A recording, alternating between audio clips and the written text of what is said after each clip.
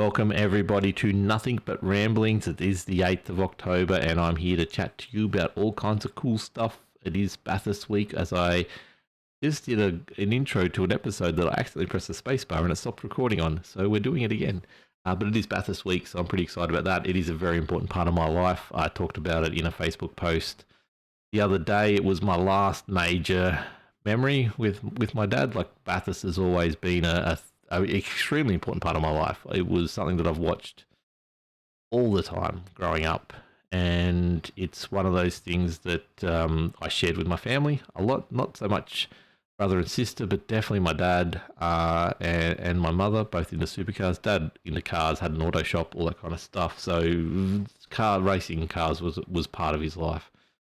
So when he got diagnosed with cancer, and we knew it wasn't going to be long. It was 2 months. Bathurst fell into that little window, and I was going to watch the race. I was actually going to go to PAX that year, and I was going to watch Bathurst from my hotel room on the Sunday, and that was going to be my return to PAX. I hadn't been there in a fair few years, but obviously we knew Dad was going downhill quick, and we weren't going to get a lot of more memories with him. So pulled out of PAX and stayed with Mum and Dad for the Bathurst week, and watched it one last time with the old man, and I think he got a kick out of it. I think he enjoyed it, and we talked racing. We talked all kinds of stuff the whole weekend because he was at that stage chair ridden, so he couldn't really go anywhere. So this was the best we could to sort of keep his mind occupied as the final days were approaching. So I think it was about 2 months later he passed. So this was really towards the end of it, just after he got diagnosed, or he let us know in September. End of August, early September, and sort of we had a visit with him up at my place for the first time, and that was early September, so this is a month later. So we got about 3 months with him before he actually passed, 3.5 months, which was good times. Like I said, he visited my place for the first time since we'd built it. Really got something big out of that and really seemed to enjoy himself. But it was at that point where we knew it wasn't going to be long and we needed to make the most of every moment we had. So then, like I said, Bathurst came along, and it was a ritual of mine to watch it every single time. So I wanted to share that with him, so I did that, and this is Bathurst yet again coming up this weekend. So pretty excited about that. We just did the 1,000 on the weekend in iRacing. I won't talk about that too much. I've already talked about racing way more than I wanted to in a Nothing But Ramblings podcast, but that is what happens in Ramblings. I actually said in the previous intro that I don't have a topic for this episode whatsoever, so I'm just winging it as we go along, and that was more than I've talked about my father in a very long time. And it's one of those things that it's still it'll be coming on.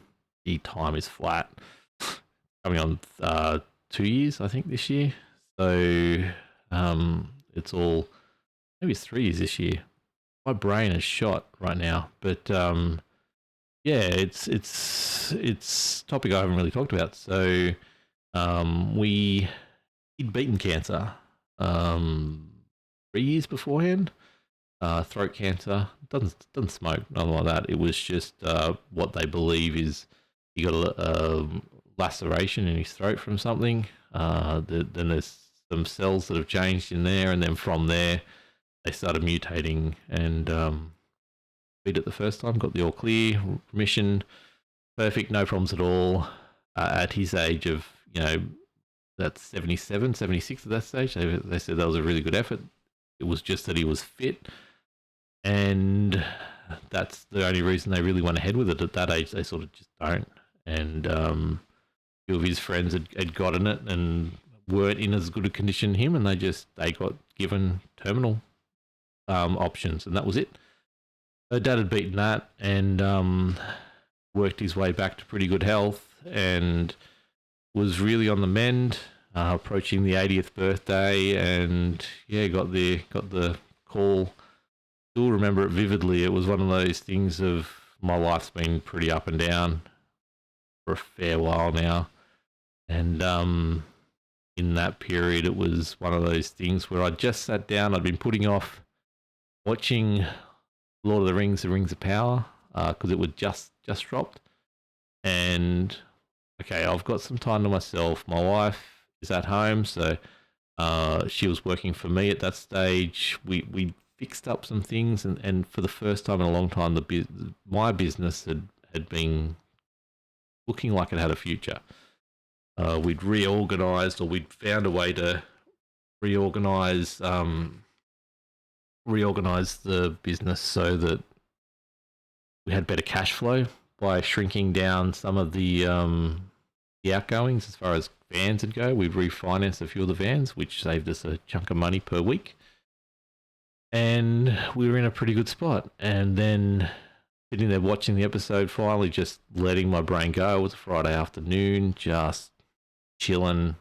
Halfway through the episode, I get a phone. My phone starts ringing, and it says it's from mum and dad, and like we talk to each other every Sunday night religiously, basically. So at that stage, I know something's wrong. There's just not a time that my parents ring me outside of Sunday nights unless something's happened, and obviously I'm thinking, okay, we've got a lot of older friends. Something's gone wrong, who knows? I don't know, but I answer it, and you can hear in Dad's voice straight away that he's not. He's choking up, even saying hello, and he just straight up, as he does. He just delivered the news that it's back. And at this stage, I knew if it came back, it wasn't going to go away. So the question was asked, and he said 2 months is what they've said, and that's it. So we had a bit of a chat. Obviously, at that stage, it's about making him feel okay.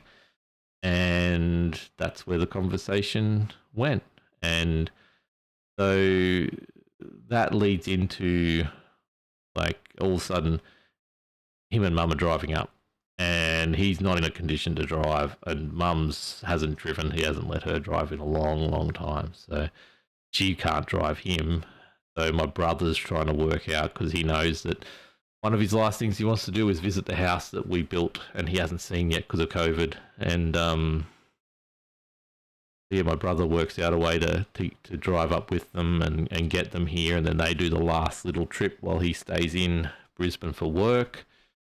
And they come up and spend some time with us. And at this stage he's not able to eat, because it's back in the throat, so it's liquids.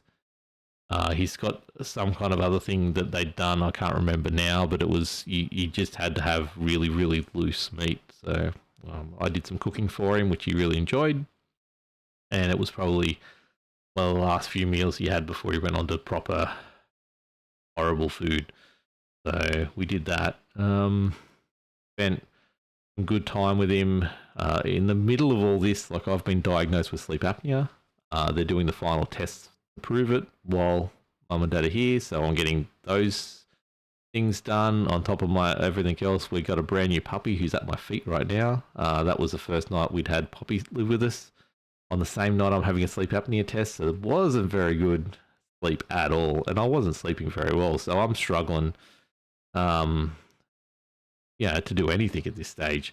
We're at the end of some of the contracts. We're about a month out from handing back a handful of the contracts for work. So, we weren't even at that stage. I was still running 5 contracts. I was still doing a lot more work than I really should be at that stage. So, lots of things happening, to be honest. And then it's pretty much a blur for the next 2 months. I know this was the last time I was doing V8 Vets was just after this. Quali came up, and I just pre-quali for it, and I was actually at the funeral, or at the last. I was down in Port Macquarie anyway, spending some time down there. So I missed that, and I started the series and had a shocker because my brain wasn't with it at all. But basically had to ignore work, which is our busiest time of the year. Left my manager in charge and basically was absent for 2 months while I did more Ks in that car, travelling to and from port to like I said at the start, create some final memories and help mum out because you know they'd been together for 50 odd years, and she struggling to cope with everything that was about to happen, and she puts on a strong face, but I'm getting better at making her talk about it, but she's of that generation that doesn't talk about it, and especially with family. So you could see she was struggling, and getting some time with my family because we scattered to the winds unintentionally, but we're very far apart as far as geological locations go. My brother and sister are 8 and 10 years older than me, though. So as I grew up, my formative years of the memories you really remember didn't have them in it because I think before 10, 8 is sort of a blur. But after that, they're already at university and stuff like that. So the core memories I have from growing up didn't really include them in it. So I've never really been hugely close to them. And obviously this time brought us all a little bit further together, and we spent a lot more time with each other to the point where my brother was turning 50 that early December, and I'd won the tickets for the Adrenaline Racing package through Aussie Car, through one of their enduro race weekends or whatever it was with the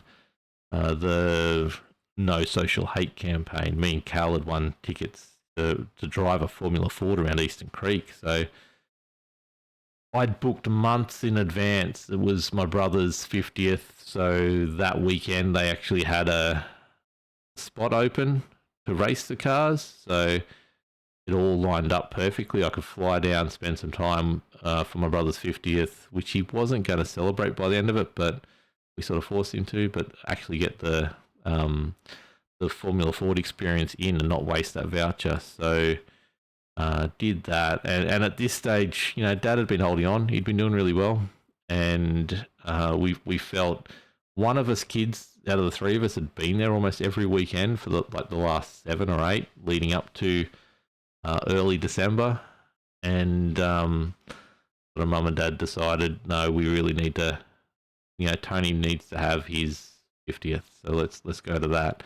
I decided I was going to be there anyway, so cool, I'm going to be there. My sister was a little bit umming and ahhing what she was going to do, but she ended up turning up as well, and we sort of all had that weekend together, but without Mum and Dad.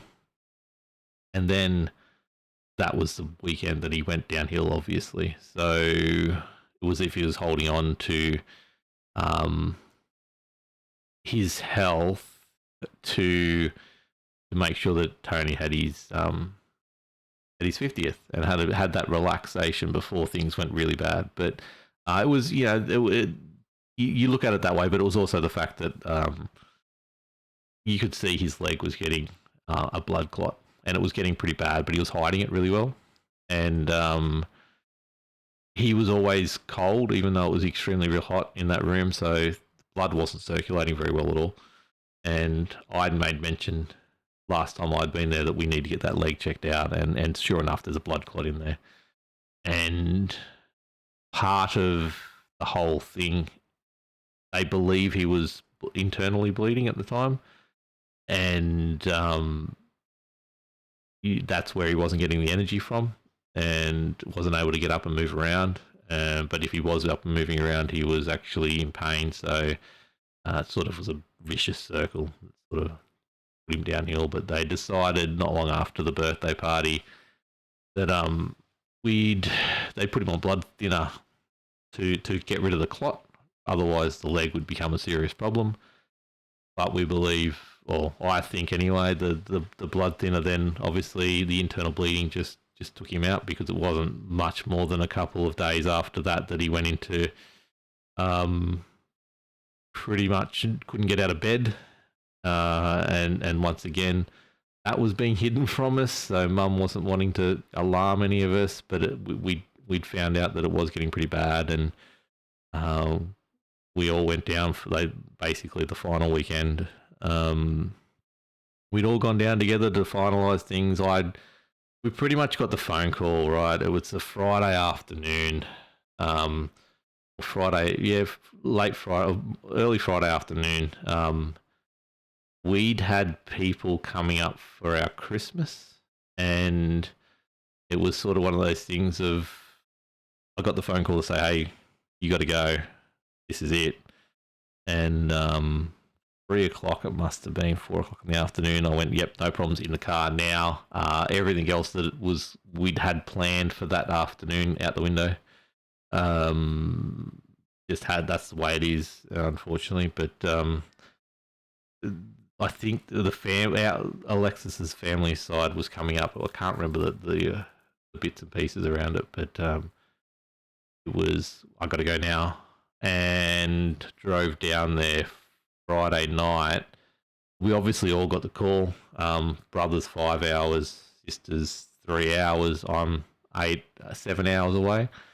Got the cruisiest run through Gold Coast which I've ever seen, especially school holidays. It was late at night, but absolutely cruisy drive, and Dad wasn't able to get out of bed at this stage, and sort of Mum was trying to keep him awake because if he went out, that was it. He wasn't gaining consciousness too much at this stage. Then he sort of clued on to that something was happening, that we were going to be arriving soon. So he sort of, I guess, he fought for a little bit to stay awake, and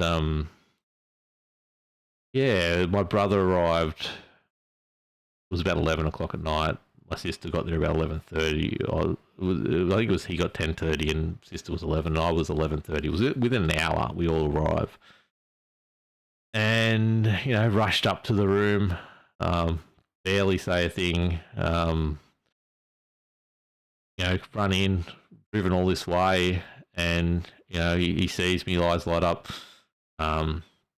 As much of a smile as you can give at that stage because he's got nothing left, and just looks at me, and I get down close. He could barely say a word, so getting close so he can whisper to me. And the bloody bastard turns around and says, "How's work going?" And I'm like, oh, "Don't worry about work, it's fine. Are you okay?" And he's like, "Did you get the business sorted?" I'm like, "I believe so. I think it's sorted, but how? Like, it's all good. Just rest, relax. We're here. Don't worry." And my words to him was, "We've got Mum. Relax, we've got her." And then he just sort of relaxed back down, and that was the end of it. He was pretty much unconscious from then on out. And we had the home care nurses come and teach us how to basically look after him from a bed. We had to change him.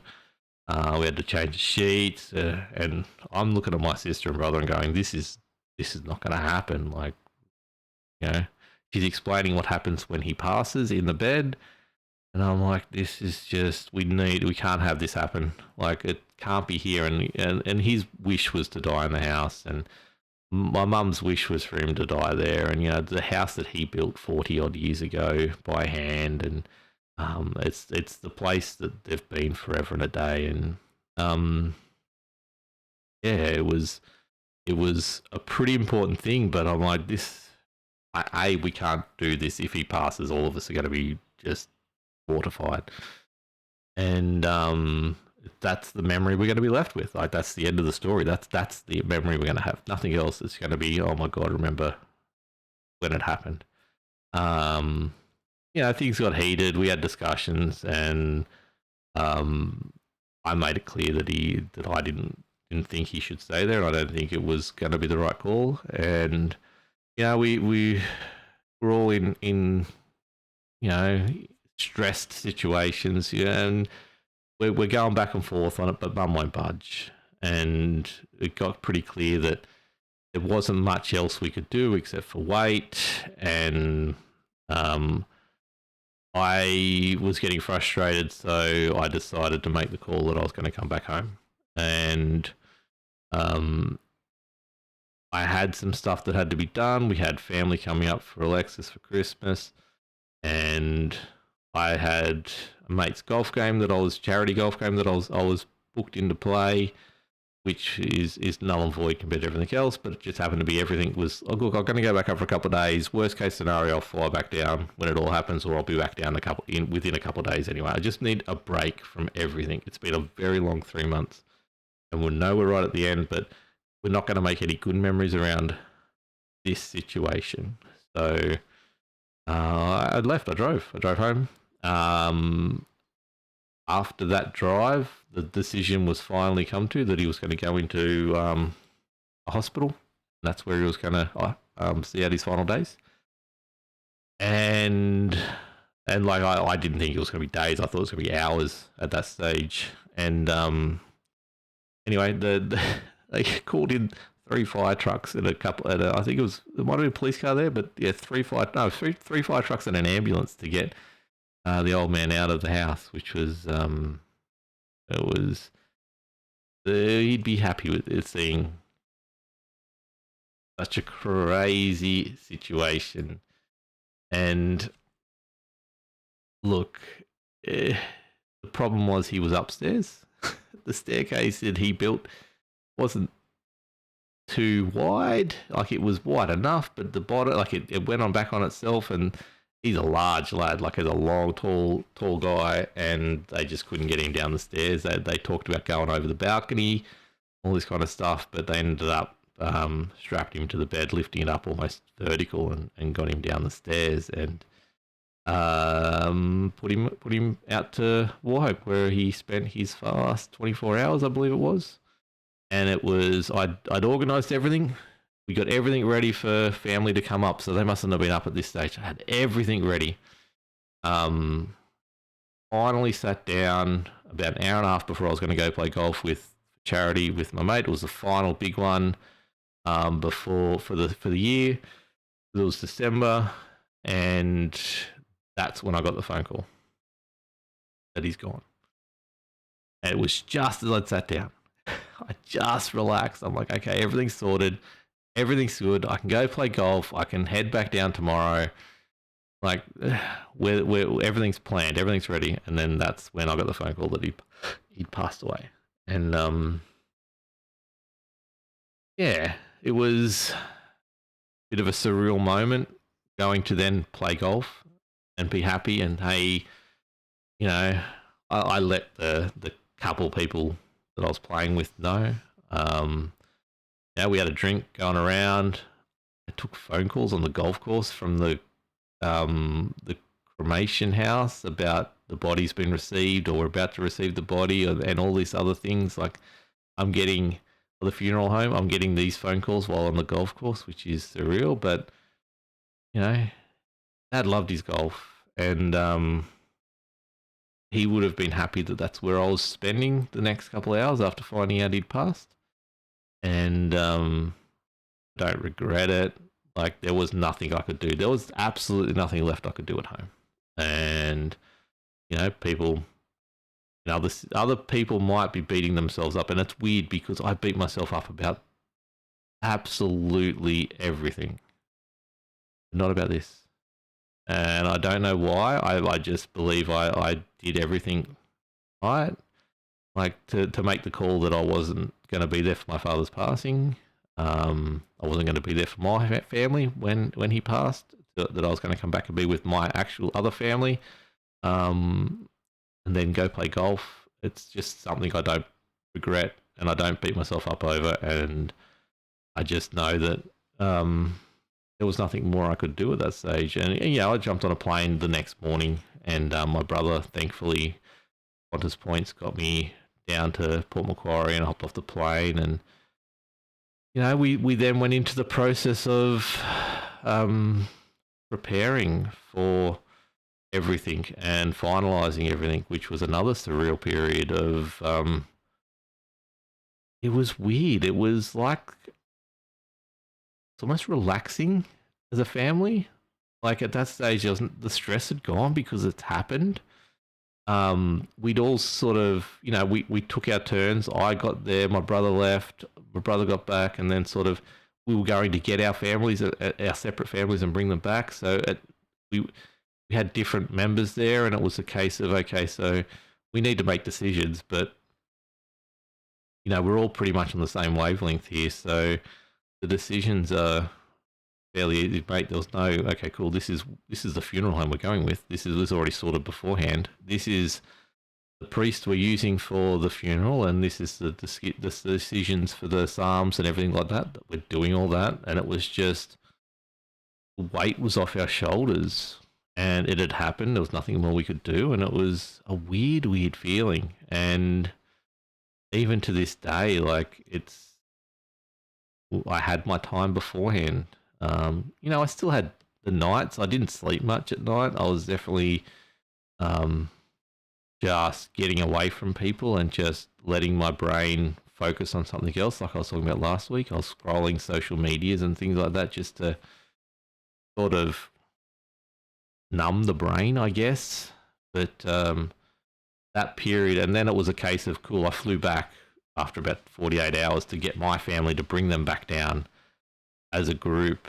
And then we came back down just before the funeral. So I went back up for Christmas, spent the Christmas with my family. And then Mum had everyone else with her. She understood completely. And then came back down just after Christmas for the funeral.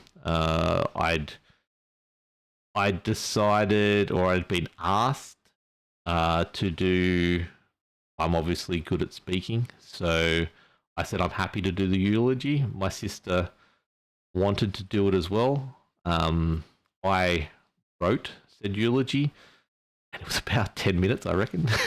And then I got told by the priest, 4 minutes max. That's it. You don't want more than 4 minutes. I'm like, oh my God, how do I get rid of 6 minutes of content about my dad and condense it into this thing? And we got to the point where, cool, my sister's going to do half. I'm going to do half. She's going to do the first half. I'll do the second half. I think it was. Honestly, I cannot remember.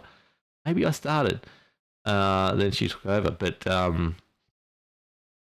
we'd condensed it down pretty good. And as a group, we'd worked on the eulogy and we got it pretty tight. And I'd memorized it mostly, and I think there was, we got to the funeral, and it was another surreal moment. It's all a blur, and it's like seeing all these people you haven't seen for decades, absolute decades, and you're there, and the person you had in common with that person is no longer there, and they're upset, and you can see they're upset, and everyone handles grief differently. But it was me trying to, not lighthearten the situation, but be the strong person at the funeral, and I think I did that to the best of my ability. We did the eulogy. I got a couple of laughs. He'd be happy with that.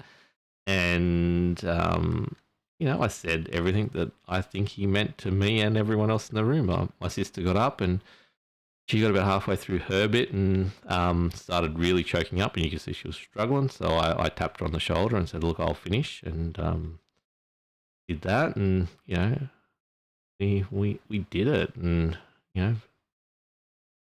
had a reception at the Bowls Club and chatted to some people I haven't seen in, like I said, decades at this stage. And it was really good. It's the sad thing is I probably won't talk to them very much again till the next time we've got to do something like that. But it's a real weird feeling. But then spent some time there, had a break, and then headed back home, and life's been different but the same ever since.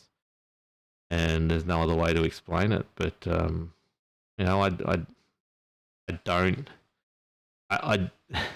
look, there are songs that come up that talk about father where I'm almost in tears thinking when those lines come up, and there's not much I can do about that. But it's hard. It's always hard. It's never going to be easy, but I've done what I can with it, and here we are talking about it for half an hour on a podcast when I wasn't even going to talk about it at all. But here we are. So that somber bit of the podcast heads into what I've been playing at the moment, which is, I guess it's a bit of a somberish game, but really hard one to follow up, but I've been playing The Last Plague, semicolon, no colon, Blight.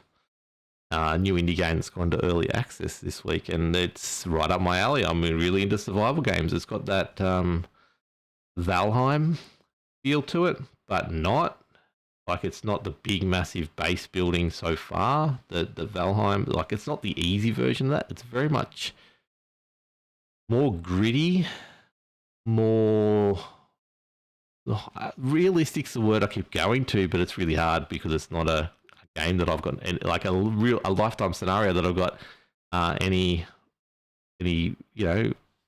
ability to say yes, this is realistic, because I just don't know. But it's the world has gone to hell. You've got a backpack on your back, and you've got an axe in your hand and a knife in your pocket in your belt, and you've got to survive in the wilderness. It's every time I'm playing it, and mind you, I'm playing it on both PC and Steam Deck.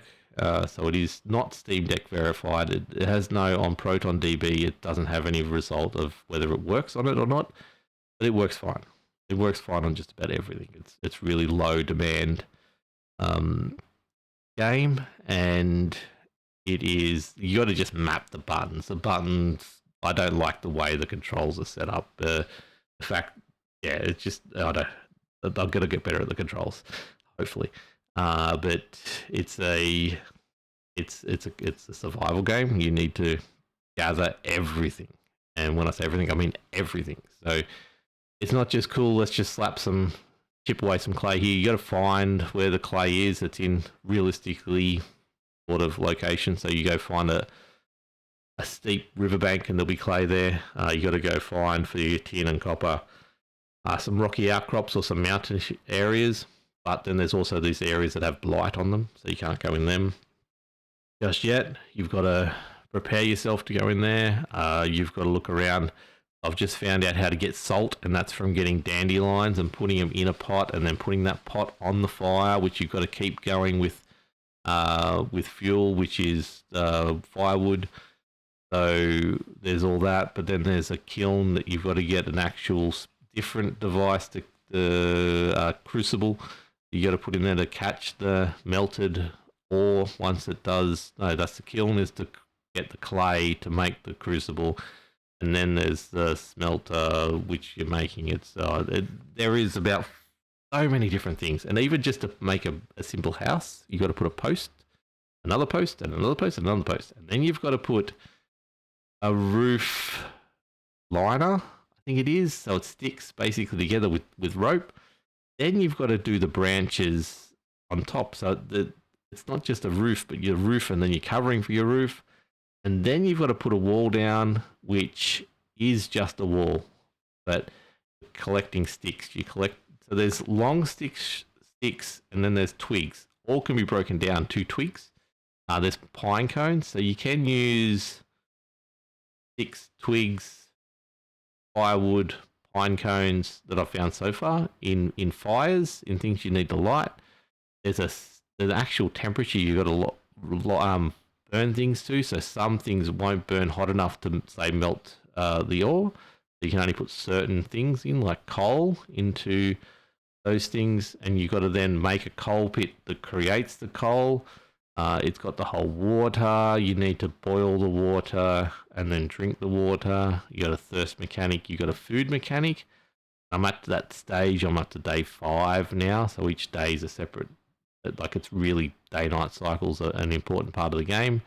I'm up to day 5, and I'm really starting to run out of food. So I'm running around picking up mushrooms and blueberries and stuff like that. There is a point where I found dead rabbits just laying on the side of the road. At some point, there's rabbit snares that you can do, but then you got to chase the rabbits into the snare, or just get lucky that one runs into it itself and dies. But the rabbit, not only that, it gets you meat, gets you the skin to make the leather or the hide, the fat, and then there's one other thing you get out of the rabbit. Plus, you then get the bones, which you can then make into bone meal as well. So you're picking flowers to mix with the boiled water, not the cold water, and then you're getting the salt, and you're adding the things to the meat to make it last longer. and things like that. There's so much to do in this game, and it's like I was talking with Factorio. It's that thing of I'm trying to learn it, so my brain is not focusing on everything else at the moment. It's really good at that, and I tried to play Dragon's Dogma 2 because it's on sale on PlayStation at the moment, and I don't play the PlayStation enough, so I picked it up on that so I could play it on the portable, PlayStation Portal. I played about half an hour of that, and my brain wasn't there, so I just stepped away from it. Probably because I'm getting ready for Dragon Age mentally, and it's the same type of game, so I'm just really trying to leave myself for Dragon Age. But I will try and give it a little bit more soon. But I then picked up, because I haven't played the deck as much as I should, so I just went, oh, I wonder if this will work. No cloud saves for the last Plague Blight, so the PC version, the desktop version that I played, I then created a whole new game on the deck because his cloud saves aren't working yet. So I've had to do everything twice, but it's been really good. I've enjoyed the learning. I love learning survival games, and I want to get into an MMO. I'm Thrones and Liberty, I think, which is a new one from NCSoft. I'm trying to get myself to start playing that. I just got to find time. But Dragon Age is coming up. Dune will be earlier next year. Dune Awakening will be early next year. That'll be my MMO of choice once we get there. But I'm trying to play. I'd love to. New World's got the new version of that coming out next week. I think it is actually. Atrium or something or other. I thought it's coming to PlayStation and Xbox, and I thought it was going to be. It was free to play on PC, so I thought, oh yeah, cool, it's going to be free to play, excellent. But this version's apparently $100, so I'm not so keen on that anymore. But just want something that I can just sit there, go gather and create and get better and be able to do more things and see improvement on while I'm not in the rig trying to get fractions of a second each lap better over a long-term period. So that's where my brain's at the moment. So I'm enjoying the last Plague Blight early access. There is so much more I've got to learn about this game, and it's so in depth. It is crazy in depth, and there's so much more to explore in this world. There is a realistic mode, which I started on the desktop, which is you got a map. That's it. You've got a map. You don't have anything else but like nothing on the map except for, its contours. And so, there's a hill there, there's a town here, there's a road here, there's a river here, there's a lake there. You don't know where you are on the map. So you actually randomly get put in the world. You've got to then find the locations and then work out where you are on that map compared to where you are in the real world. So you're trying to match it up. There is a non-realistic mode or less realistic mode which puts your cursor on the map, and I've been doing that on the deck just because I just wanted to get used to the game. But the PC version, the desktop version I'm playing, I don't know where I am. I've literally found the smallest puddle of water, which a lake, to hitch my shelter up to, and I'm trying to battle off bears and coyotes at night, but I don't know where I am in this world whatsoever on the desktop version. I'm enjoying the fact that I can make my world so small that I don't have to worry about big long adventures to do things right now, because I'm just trying to set up a place where I can survive easily on, and then we'll go adventure after that. Doing it on the deck, the second run of the game, I've learned a lot more, so when I come back to the desktop version, and I eventually stream it, because I do want to stream it. It is, interesting, and it's up my alley of the whole simulation / survival games that I love to do. So, I know more. So I'll be looking for clay, and I'll be looking for ore, and I'll be looking for things like that. Where I am, and I think I'm in a pretty good spot now. I know what I should be doing from the Steam Deck run. So keep an eye out for that one. It is worth the run. It's 20 something, $30 on 25 bucks I think at the moment, or something stupid like that on early access and Steam. So, and like I said, runs on anything. And if you like your survival games, it's definitely worth a crack. But that's a really sad episode, and then also a really fun game at the end of it. So I hope anyone got stuff out of that. I've bumped the spacebar a couple of times. That just killed the vertical recording, but the horizontal one, the normal one that everyone's going to see, is fine. But that's nothing but ramblings for another week. I'll be back next week probably to talk about the actual Bathurst 1000 and how much it means to me again. But no, I don't know what I'll be talking about. There's a couple of topics that I do want to talk about coming up, and I started this first recording talking about something completely different, and I don't know how I end up down the rabbit hole with my father. So look, I hope you all got something out of it. If you didn't, sorry. If you did, thank you. And I'll be back next week for another episode. But bye for now.